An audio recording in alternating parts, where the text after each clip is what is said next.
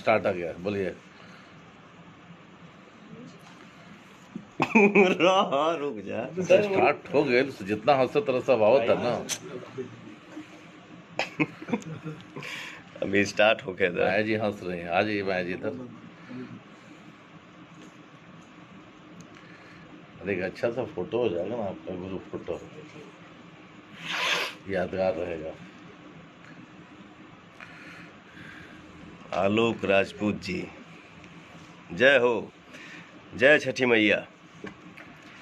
Hrithik Singh, love you जान, अरे हमर भाई। पवन सिंह, रवि सिंह, रजनीश कुमार जी, राजीव कुमार पांडे, सबके प्रणाम। आज सोचनी है कि हम लाइव आके आप सबसे आशीर्वाद ली। आज अपन गांव बहुत याद आवता। हमके का हर केहू के इच्छा रहेला कि कोनो भी पर्व त्योहार में अपने गाँव में रहीं, अपने परिवार के साथे। हाँ, लेकिन चली कोनो बात ना, आज आप लोगन के ही आशीर्वाद से आदमी देश दुनिया घूम रहा बा। आज लंदन में हमार 3 फिल्म के शूटिंग चल रहा बा और यसी फिल्म्स के बैनर तरह हम लोग फिल्म में काम कर रहा बानी जा। ये देखिए हमारे बॉस बैठे हुए हैं अभय सिन्हा जी। सॉरी, 1 सेकंड के लिए पहुंच हुआ होगा।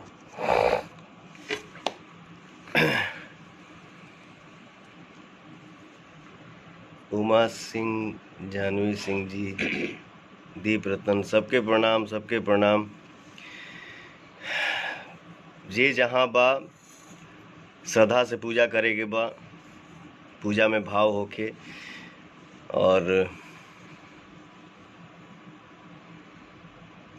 आज लंदन में भी हमनी के छठ पूजा कैनी है जा, बहुत अच्छा लागल है।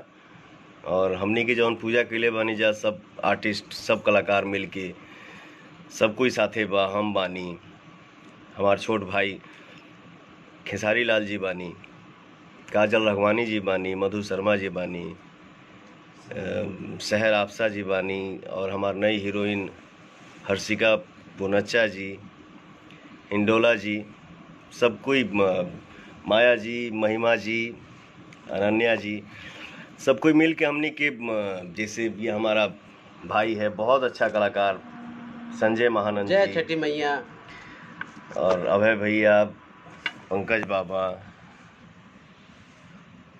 ये हमारे मेकअप मैन साहब मोनू जी, ये देखिए सोनू है, चंद्रू है। तो हमनियों के पूजा यहाँ कैले बानी जा। और आप सब से नहीं हो रहा बा कि रोज सबने पूजा बढ़िया से करी, केहू के कोनो एक दूसरे से परेशानी ना हो। थोड़ा सा जौन समय चल रहा बा वो तनी सा डिस्टेंस बना के रखे के बा, पूजा दिल से करे के बा। और हमनी के भी पूजा जौन कैले बानी जाई। अभी कितना टाइम होता है यहाँ? तब 11 साढ़े 11 होता ना, इंडिया टाइम से 7 बजे। हमनी के यहाँ अभी कितना टाइम होता हो?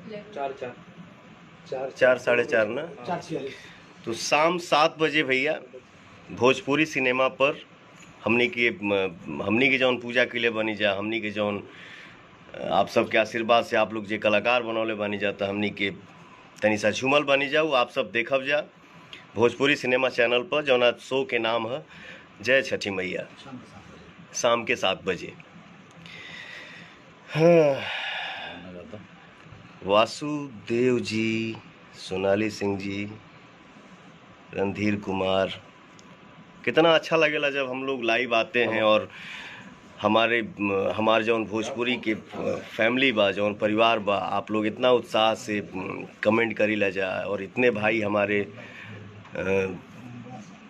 केहू लिखा था love you Gurudev, good evening सर जी, इतना हैप्पी छठ पूजा भाई। इतना श्रद्धा से आप लोग उमंग में आके इतना सारा प्यार जो आप लोग बरसाते हैं, तो दुनिया के आदमी किसी भी कोने में रहता है तो सीना हमेशा चौड़ा रहेला। ये देखिए माया जी हैं, हमारी माँ का रोल कर रही हैं, बहुत अच्छा काम करीला यहाँ के, बहुत अच्छा आर्टिस्ट हैं। आप भी कुछ बात करी। प्रणाम सब लोगन के। हम लोग यहाँ लंदन में छठ मनैले हैं, तो आज शाम 7 बजे आई भोजपुरी सिनेमा में। भोजपुरी सिनेमा चैनल पे शो के नाम है जय छठी मैया। आइए हमारे संजय भाई से आप लोग बात करिए। प्रणाम आप सबको। और हम सब यहाँ प्रदेश में हैं, लेकिन अपने देश को और अपने देश की संस्कृति को आज बहुत मिस कर रहे हैं। और बड़ी खुशी की बात यह है कि हम जिस घर में शूटिंग कर रहे हैं, यह घर भी एक बिहारवासी, एक हमारे अपने भाइयों की घर है। तो यहाँ आकर हम जब देखें कि यहाँ घर में छठ मनाया जा रहा है प्रदेश में, लंदन में, तो सच कहें हमारी खुशी दुगनी हो गई। और इससे एक बात, तो हमारी फिल्म में एक डायलॉग है, वो एकदम रिलेट करता है कि देश बदलने से संस्कार ना बदले के चाहिए, वाह, और आहार बदले से विचार ना बदले के चाहिए। जियो मेरा तो भाई। वो बात के माने प्रमाण आज हमरा के माने ये घर में देखे के मिला था। तो ये बहुत अद्भुत अनुभव हमरा लागे भैया। जय छठी मैया। जय छठी मैया। बात जो हमारा भाई बोला बहुत बहुत सुंदर, अद्भुत, एकदम आनंद आ गई। ये देखिए हमने कि कहाँ शूट कर रहा बानी जा लंदन में। ही प्यारा सा एक घर बा। और जो भाई ने मेरा बोला, मैं आप सबको लाइव दिखा रहा हूँ कि इस लंदन में भी हमने के शूटिंग कर रहा बानी। ये घर हमारे बिहार के ही परिवार के है, मोतिहारी, पटना, रांची से यहाँ सब ने रिलेटेड बानी जा। तो हम आप लोगों को दिखा रहे हैं कि पूजा कितना अच्छा भाव से यहाँ हो रहा बा।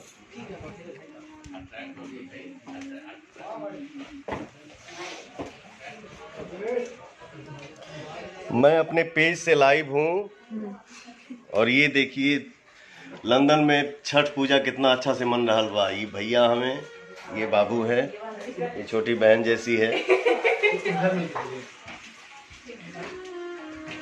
देखी गाना बज रहा बा और इतना श्रद्धा से ठेकुआ छना रहा बा। आप सब भी तनी प्रणाम कर ली, हम लाइव बानी। शारदा सिन्हा जी के गीत सुन के यहाँ पूजा पाठ के तैयारी हो रहा बा। ये हम लोगों के लिए कितना सौभाग्य की बात है। जय छठी मैया।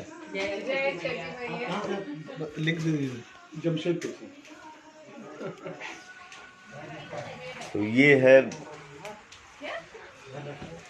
दुनिया के किसी भी कोने में हम लोग जाते हैं और ऐसा हो ये नहीं कह सकत कि यूपी, बिहार, झारखंड के हमारे भाई ना मिले, हमारे बहन ना मिले, हमारा परिवार का कोई सदस्य ना मिले। ये हम लोगों का सौभाग्य है। कहीं भी हम लोग जाते हैं अपन भाषा सुने के मिल जाला। जैसे वो छोटी बच्ची आई, बोली हमके भोजपुरी सीखे के बा, रउआ कैसन बाड़ू, हमके हेलो हेलो हेलो रउआ कैसन बाड़ू लड़की के कहाला, हमके अगर कहबू तो रउआ कैसन बानी हुई। काफ़ी टाइम के बाद मुझे लग रहा है कि हम भी लाइव आए हैं और लाइव आज आइल बने हमने के छठ के दिन। वाह। तो ये है अपना मिजाज। तो भैया आपके जो एक स्पेशलिटी है, तो आज मैंने छठ के मौका भी है, तब वो छठ के तनी गुनगुना। एक ठो गाना हमारा रिलीज भइल बा आज से 3 दिन पहले, और वो गाना के वर्ल्ड वाइज कंपनी से ये गाना के आप लोग, जबकि पिछले साल ही इसका ऑडियो आया था और इस साल वीडियो कैसे कैसे आदमी लिपसिंग करके भेजल, और आप लोग इतना दुलार प्यार आशीर्वाद ये गाना के दे रहल बानी जा। मन एकदम गदगद बा। भैया एक गाना, कौन भैया जिंदाबाद, आप शेर। अरे बाप रे बाप, शेर तो आप लोग हवा जाए। आप लोग बनाते हैं किसी को जीरो से हीरो, हीरो से जीरो। तो मैं बोलता हूँ ना कि भोजपुरी ऑडियंस जो भोजपुरी भाषा के बोलेला, समझेला, सुनेला, वो हमारे लिए भगवान है। ये जब तक सांस पवन सिंह के शरीर में रही तब तक बोली पवनवा कि भगवान आप लोग हैं, आप लोग बनाते हैं, मैं कुछ नहीं हूँ। मैं जो कुछ भी हूँ आप सबका आशीर्वाद हूँ। छात्र नेता हर्षित सिंह, वेरी गुड भैया। अरे भाई, मोनू पांडे जी, उत्तम पांडे जी, प्रवीण शर्मा जी, जयंत प्रजापति जी, गोलू पांडे जी, माफिया किंग छोटू भाई, वाह, लव यू भैया, लव यू भाई। से नाम आवत है ना, एक साथ सबके नाम होबे ना। पूजा लव यू ऑल भाई। राकेश कुशवाहा जी, यशवंत कुमार, अमलेश सिंह जी, सत्यम सिंह राजपूत जी, संजीत पांडे, सलीम सहगल जी, नीरज कुमार दुबे, जितेंद्र कुमार सिंह जी, लक्ष्मण कुमार छूट गई। लक्ष्मण कुमार छूट गई, सॉरी भाई, माफ करिए हमके। आप सब से मिल के, आप सब से बात करके बहुत अच्छा लागेला हमके। बढ़िया से पूजा करी जा। ऋतिक सिंह छोटा भाई है मेरा, किंग भैया, अरे बाबू, शेर सिंह, बाप रे बाप। शाम के 7 बजे डायरेक्टर देव और हम लोगों का जो शो आज शाम 7 बजे भोजपुरी सिनेमा चैनल पे देखी। ये शो के डायरेक्टर हमारे प्यारे भाई देव सिंह जी हैं, जो वो भी हमारे लाइव को देख रहे हैं। तो हमारे भाई को आप लोग ढेर सारा प्यार आशीर्वाद दीजिए कि मेरा भाई भी खूब तरक्की करे। ये देखिए, ऐसे फिल्म्स के ऑनर अभय सिन्हा जी के बड़े भैया संजय सिन्हा जी आप सबके सामने। सबको प्रणाम करते हैं। छठ मैया की बहुत बहुत बधाई हो। और शाम को 7 बजे देखिए और शाम को 7 बजे भोजपुरी सिनेमा चैनल पे हम लोगों जो ने यहाँ शूट किया है, और पवन जी खेसारी जी ने जो मिल के शूट किया है, उस प्रोग्राम को आप लोग जरूर देखिए। अच्छा पवन जी, आप वो बात बता दीजिए। जय छठी मैया। जय बहुत छठी मैया। बहुत पहले संजय भैया हमके लेके एक ठो फिल्म बनौले रहन, जौने फिल्म के नाम रहे गठबंधन प्यार की। आपने एक इंग्लिश को अलग भी दिया, अंग्रेजन को अलग भी दिया है यहाँ पे ना। हाँ, वो शो में आएगा। शो में ये सब भी दिखेगा। अंग्रेज लोग भी एकदम हम पानी गिरौले बनी और वहाँ के कलसुप से अपन माथा टेकले बड़ी। ये सब एकदम भोजपुरी दुनिया में गड़गड़ा रहल बा, एकदम धड़धड़ा जाएगा बा।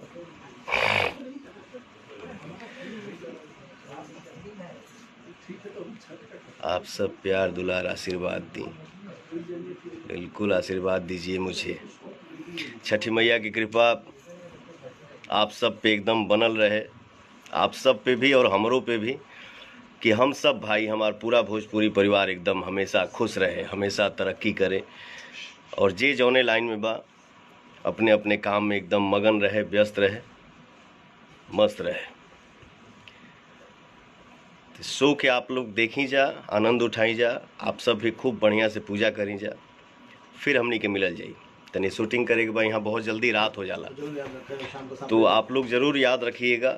आज शाम 7 बजे भोजपुरी सिनेमा चैनल पे हमनी के शो देखिया जा, जौना शो के नाम है जय छठी मैया। जय छठी मैया।